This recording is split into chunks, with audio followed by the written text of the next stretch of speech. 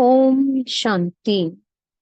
आज 24 जून 2024 के साकार मधुर महावाक्य हैं मधुबन से। आज मातेश्वरी जी ने मुरली चलाई है।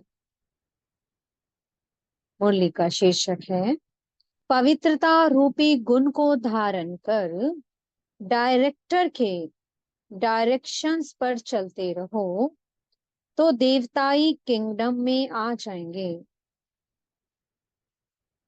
ओम शांति। इस दुनिया को नाटक भी कहते हैं। ड्रामा कहो, नाटक कहो, खेल कहो, बात एक ही है। नाटक जो होता है वो एक ही कहानी होती है। उसमें बहुत बाय प्लॉट्स बीच में दिखाते हैं, लेकिन स्टोरी एक ही होती है। इसी तरह से ये बेहद वर्ल्ड ड्रामा है। इसको नाटक भी कहा जाता है, जिसमें हम सब एक्टर्स हैं। अभी हम एक्टर्स हैं, तो एक्टर्स को नाटक का पूरा पता होना चाहिए कि किस स्टोरी पर ये शुरू होता है, हमारा ये पार्ट कहाँ से शुरू हुआ और कहाँ तक पूरा होता है। फिर उसमें समय प्रति समय किस किस एक्टर्स का कैसे कैसे पार्ट होता है और उसका डायरेक्टर क्रिएटर कौन है, और इस नाटक में हीरो हीरोइन पार्ट किसका है, इन सब बातों का नॉलेज होना चाहिए। अब खाली नाटक कहने से तो काम नहीं चलेगा। नाटक है तो नाटक के हम एक्टर्स भी हैं। अगर कोई ड्रामा का एक्टर है और हम उनसे पूछें कि इसकी क्या स्टोरी है, ये कहाँ से शुरू होता है, कहाँ पूरा होता है, अगर वो कहें हमें मालूम नहीं है, तो इसको क्या कहा जाएगा? कहेंगे इसको इतना भी पता नहीं है। कहता है मैं एक्टर हूं। एक्टर को तो इन सब बातों की जानकारी होनी चाहिए ना। नाटक शुरू है तो उसका अंत भी जरूर होगा। ऐसे नहीं शुरू हुआ है तो चलता ही रहेगा। तो इन सब चीजों को समझने का है। इस बेहद के नाटक का जो रचयिता है वो जानता है कि किस तरह से इस नाटक की शुरुआत हुई। इसमें मुख्य मुख्य एक्टर्स कौन हैं और सभी एक्टर्स में हीरो एंड हीरोइन का पार्ट किसका है, ये सब बातें बाप समझा रहे हैं। ये सब नॉलेज जो रोज क्लास में आते और सुनते हैं वो समझते हैं। उन्हों को मालूम है कि इसका पहला डायरेक्टर और क्रिएटर कौन है। क्रिएटर कहेंगे सुप्रीम सोल, परम पिता परमात्मा को। लेकिन वो भी एक्टर है। उनकी एक्टिंग कौन सी है? डायरेक्टर पन की। वह एक ही बार आकर एक्टर बनता है। अभी डायरेक्टर बन करके एक्ट कर रहा है। वह कहते हैं इस नाटक की शुरुआत मैं करता हूँ। कैसे? जो प्योरिफाइड सतयुगी दुनिया है, जिसको नई दुनिया कहते हैं, वह न्यू वर्ल्ड मैं क्रिएट करता हूँ।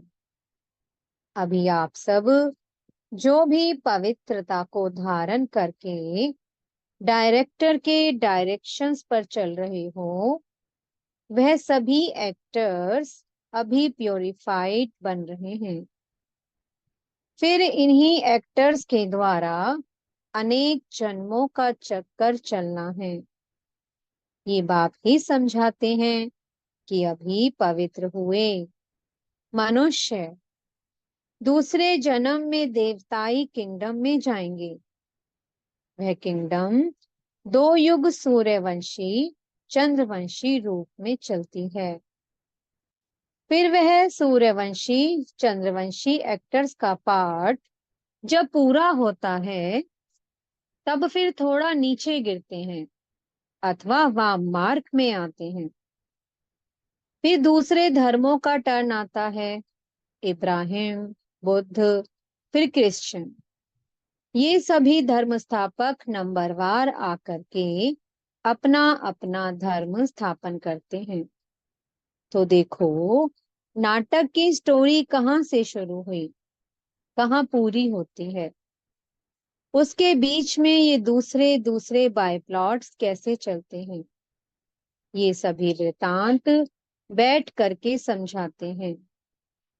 अभी ये नाटक पूरा होने पर है। वह नाटक तो 3 घंटे में पूरा होता है, इसको 5000 वर्ष लगता है। बाकी उसमें थोड़े वर्ष हैं, बस अभी उसकी तैयारी है। अभी ये नाटक पूरा हो करके फिर रिपीट होगा। तो ये सारा वृतांत बुद्धि में होना चाहिए। इसी को ज्ञान कहा जाता है। अभी देखो, बाप आ करके नया भारत, नई दुनिया बना रहे हैं। भारत जब नया था तो इतनी बड़ी दुनिया नहीं थी। आज पुराना भारत है तो दुनिया भी पुरानी है। बाप आ करके भारत जो अविनाशी खंड है, प्राचीन अपना देश है। अभी देश कहते हैं क्योंकि दूसरे देशों में ये भी एक टुकड़ा हो गया है, परंतु वास्तव में सारी वर्ल्ड, सारी पृथ्वी पर एक भारत का राज्य था, जिसको कहा जाता था प्राचीन भारत। उस समय का भारत गाया हुआ है सोने की चिड़िया। सारी पृथ्वी पर केवल भारत का ही कंट्रोल था। एक राज्य था, एक धर्म था। उस टाइम पूरा सुख था। अभी कहाँ है? इसलिए बाप कहते हैं, इसका डिस्ट्रिक्शन करके, मीठे बाबा कह रहे हैं, इसका डिस्ट्रिक्शन करके फिर एक राज्य, एक धर्म और प्राचीन वही नया भारत, नई दुनिया बनाता हूँ। समझा? उस दुनिया में कोई दुख नहीं, कोई रोग नहीं, कभी कोई अकाली मृत्यु नहीं। तो ऐसी लाइफ पाने के लिए पुरुषार्थ करो। मुफ्त में थोड़ी मिलेगी, कुछ तो मेहनत करनी पड़ेगी। बीज बोएंगे तो पाएंगे, बोएंगे नहीं तो पाएंगे कैसे? तो ये कर्म क्षेत्र है। इस क्षेत्र में कर्मों से बोना है। जो कर्म हम बोते हैं वो फल पाते हैं। बाप कर्मों का बीज बोने का सिखला रहे हैं। जैसे खेती करना सिखलाते हैं ना, कैसे बीज डालो, कैसे उसकी संभाल करो, उसकी भी ट्रेनिंग देते हैं। तो बाप आ करके हमारे को कर्म के खेत के लिए कर्मों को कैसे बोएं, उसकी ट्रेनिंग दे रहे हैं कि अपने कर्मों को उच्च बनाओ, अच्छे बीज डालो तो फल अच्छा मिलेगा। जब कर्म अच्छा होगा, फिर जो बोएंगे उसका फल अच्छा मिलेगा। अगर कर्म रूपी बीज में ताकत नहीं होगी, कर्म बुरे बोएंगे तो फल क्या मिलेगा? ये जो खा रहे हो फिर रो रहे हो, जो खाते हो उसमें ही रो रहे हो। दुख और अशांति है। कुछ ना कुछ रोग आदि खिटखिट होती ही रहती है। सब बातें मनुष्य को दुखी करती हैं ना। इसलिए बाप कहते हैं, अभी तुम्हारे कर्म को मैं ऊंची क्वालिटी का बनाता हूँ। जैसे बीज भी उसी क्वालिटी का होगा, तो उस क्वालिटी को बोएंगे तो उसका फल अच्छा निकलेगा। अगर बीज अच्छी क्वालिटी का नहीं होगा तो फिर अच्छी क्वालिटी का फल नहीं मिलेगा। तो हमारे कर्म की भी अच्छी क्वालिटी चाहिए ना। भी बाप हमारे कर्म रूपी बीज को अच्छी क्वालिटी वाला बनाते हैं, तो वह श्रेष्ठ क्वालिटी का बीज अगर बोएंगे तो श्रेष्ठ फल मिलेगा। तो अपने कर्मों का जो बीज है वह अच्छा बनाओ और फिर अच्छा बोना सीखो। तो ये सभी चीजों को समझ करके अभी अपना पुरुषार्थ करो। अच्छा, अभी 2 मिनट साइलेंस। साइलेंस का मतलब I am soul. First silence पीछे टॉकी में आते हैं। अब आप कहते हैं फिर चलो silence world.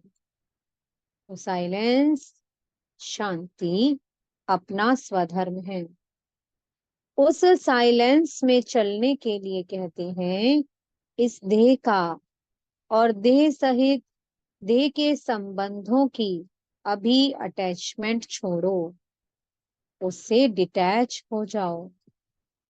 Son of supreme soul, अब मुझे याद करो और मेरे धाम में आ जाओ। तो अभी चलने का ध्यान रखो, अभी आने का नहीं ख्याल करो। अंधमती सोगति, अभी कोई में भी अटैचमेंट नहीं। अभी तो शरीर की भी अटैचमेंट छोड़ दो। समझा? ऐसी अपनी धारणा बनाने की है। अच्छा, अब बैठो साइलेंस में। चलते फिरते भी साइलेंस, बोलते भी साइलेंस। बोलते कैसे साइलेंस होती है मालूम है?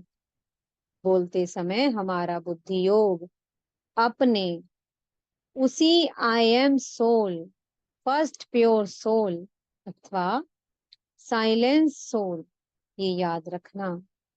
बोलते समय हमारे में ये नॉलेज होना चाहिए कि आई एम सोल। इस ऑर्गन से बोलते हैं, तो ये अपनी प्रैक्टिस होनी चाहिए।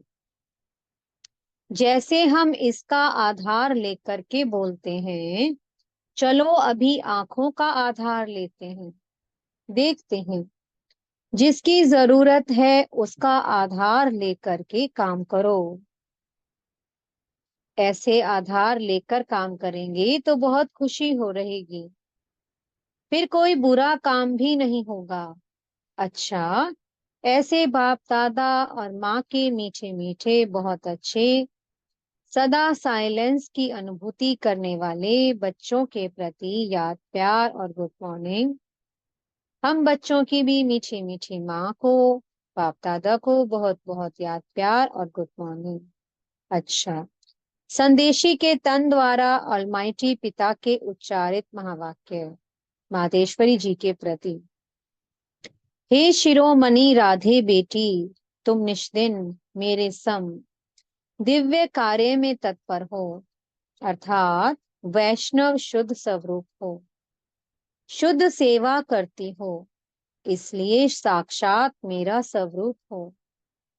जो बच्चे अपने पिता के फुटस्टेप नहीं लेते, उन्हों से मैं बिल्कुल दूर हूँ, क्योंकि बच्चा तो फिर पिता के समान अवश्य चाहिए।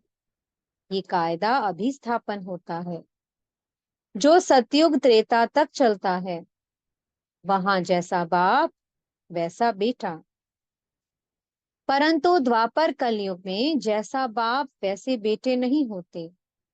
अभी बच्चे को बाप समान बनने का परिश्रम करना पड़ता है, मगर वहां तो नेचुरल ऐसा कायदा बना हुआ है, जैसा बाप वैसा बेटा। जो अनादि कायदा इस संगम समय पर ईश्वर पिता प्रत्यक्ष होकर स्थापन करता है। दूसरा पॉइंट, मधुर माली की मधुर मीठी दिव्य पुरुषार्थी बेटी, अब तुझे बहुत रमणीक स्वीटनेस बनना और बनाना है। अभी वर्ल्ड सॉवरेनिटी की चाबी सेकंड में प्राप्त करना और कराना तुम्हारे हाथ में है। देखो, ऑलमाइटी जो हर एक जीव प्राणी का मालिक है, वो जब प्रैक्टिकल में इस कर्म क्षेत्र पर आया है, तब सारी सृष्टि हैप्पी हाउस बन जाती है। इस समय वही जीव प्राणियों का मालिक अव्यक्त रीति से सृष्टि को चला रहा है, लेकिन जब वह प्रत्यक्ष रूप में देहधारी बन मालिकपन से कर्म क्षेत्र पर आता है, तब सतयुग त्रेता के समय सभी जीव प्राणी सुखी बन जाते हैं।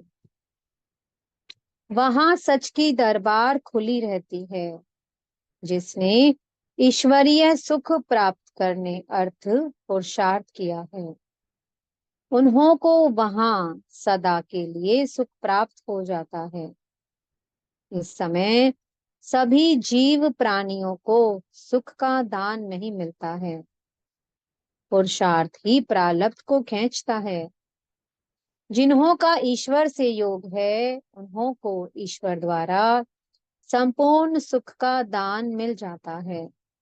तीसरा, ओहो, तुम वही शक्ति हो जो अपनी ईश्वरीय ताकत का रंग दिखलाए इस आसुरी दुनिया का विनाश कर दैवीय दुनिया की स्थापना कर रही हो।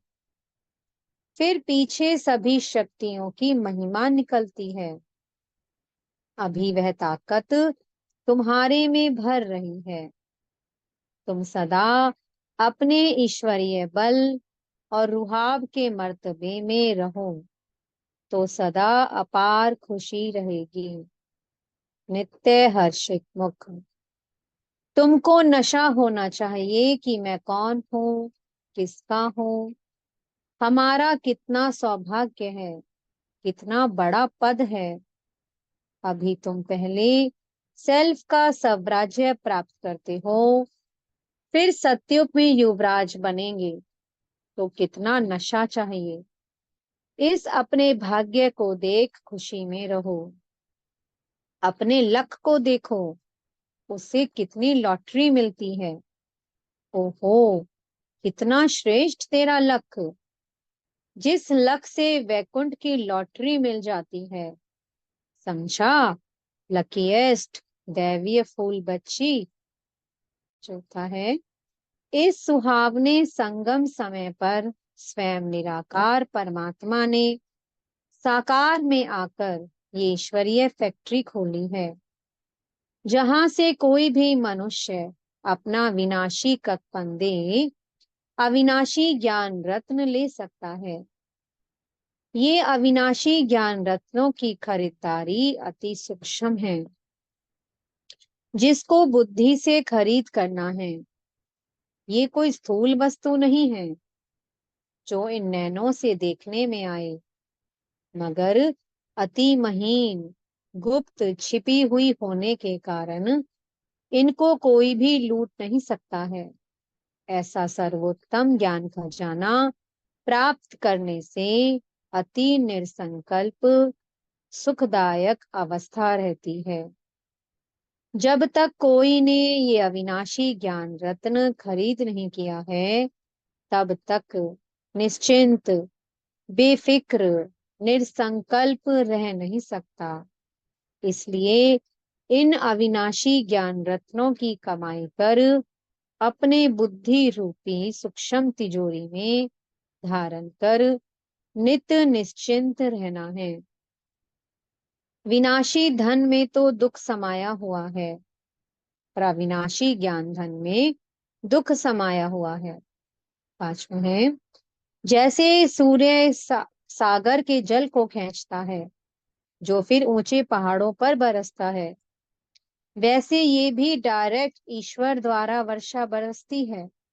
कहते हैं शिव की जटाओं से गंगा निकलती है, अभी इनके मुख कमल द्वारा ज्ञान अमृत धारा बरस रही है, जिसको ही अविनाशी ईश्वरीय धारा कहा जाता है, जिससे तुम भागीरथ पुत्र पावन हो, अमर बन रहे हो।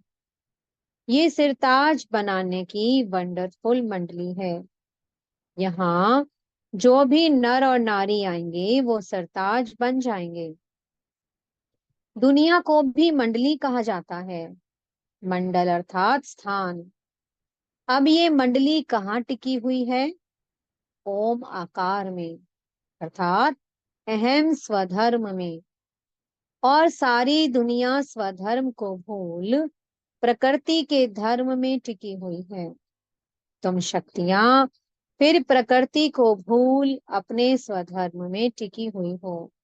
छठा है, इस दुनिया में सभी मनुष्य निराकार ईश्वर को याद करते हैं, जिसे अपने नैनों से देखा भी नहीं है।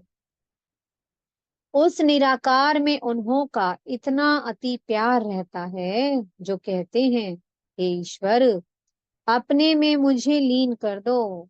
परंतु कैसा वंडर है, जो स्वयं ईश्वर जब साकार में प्रत्यक्ष हुआ है, तब उनको पहचानते नहीं है।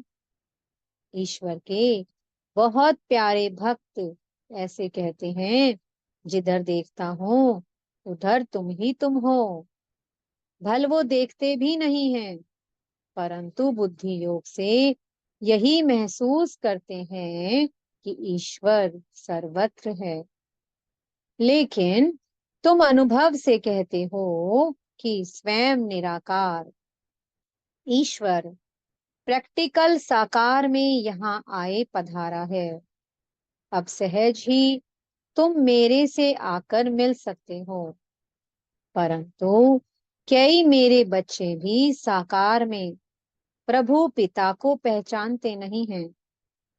उन्हें निराकार अति मीठा लगता है, परंतु वह निराकार जो अभी साकार में प्रत्यक्ष है, उसको अगर पहचान लेवे तो कितनी ना प्राप्ति कर सकते हैं, क्योंकि प्राप्ति तो फिर भी साकार से होगी। बाकी जो ईश्वर को दूर निराकार समझते और देखते हैं, जिन्हों को कुछ प्राप्ति नहीं है, वो ठहरे भक्त, उन्हें कोई ज्ञान नहीं। अब साकार प्रभु पिता को जानने वाले ज्ञानी बच्चे सर्व दैवीय गुणों की खुशबू से भरे हुए स्वीट फ्लावर अपने प्रभु पिता पर अपना जीवन ही चढ़ा देते हैं, जिससे उन्हें जन्म जन्मांतर संपूर्ण देवताई दिव्य शोभनिक तन प्राप्त हो जाता है। सातवां है, सेल्फ को जानने से ही तुम्हें राइट रॉन्ग सत्य असत्य की परख आ गई है। इस ईश्वरीय ज्ञान से ट्रुथ जबान रहती है, जिससे किसी का संग दोष चढ़ नहीं सकता है। संग दोष की छाया उसके ऊपर पड़ती है, जो खुद अज्ञानवश है। इस समय ट्रुथ जमाना है ही नहीं, इसलिए किसी की जबान पर भरोसा ना रख उन्हों से लिखत लिखवाते हैं। मनुष्यों का बोल अनट्रुथ निकलता है। अगर ट्रुथ होता तो उसके महावाक्य पूजे जाते। जैसे देखो, डिवाइन फादर के ट्रुथ महावाक्यों के शास्त्र बने हुए हैं, जिन्हों का गायन और पूजन होता है।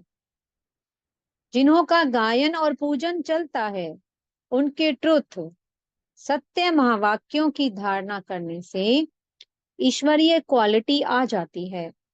ना सिर्फ इतना, मगर कोई तो पढ़ते पढ़ते श्री कृष्ण का ब्रह्मा का साक्षात्कार भी पा लेते हैं।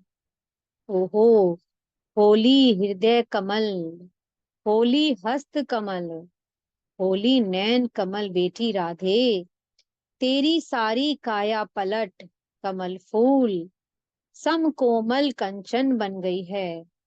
परंतु पहले जब सोल कंचन बनती है तब सारा तन कंचन प्योर बन जाता है। जिस होली कोमल तन में ही अति कशिश भरी हुई है, तुम अपने परमेश्वर पिता द्वारा अज्ञान तपत को बुझाए, ज्ञान तेज को जगाए अति शीतल रूप बन गई हो। शुद्ध शीतल रूप बन फिर अन्य हम जीन्स को भी ऐसी सच्ची शीतलता दान देने अर्थ इस सुहावने संगम समय पर निमित्त बनी हुई हो। तुम्हारे जड़ चित्रों द्वारा भी सारी दुनिया को शीतलता और शांति का दान मिलता रहता है।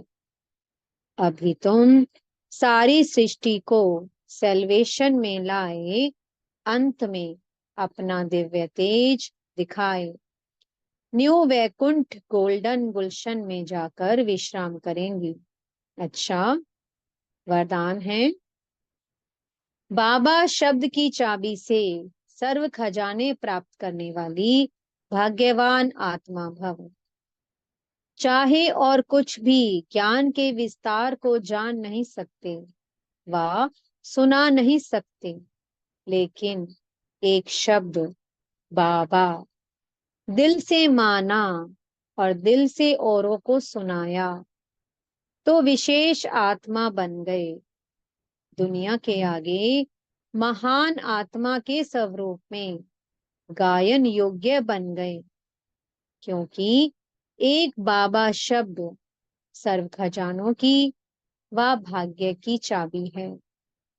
चाबी लगाने की विधि है दिल से जानना और मानना।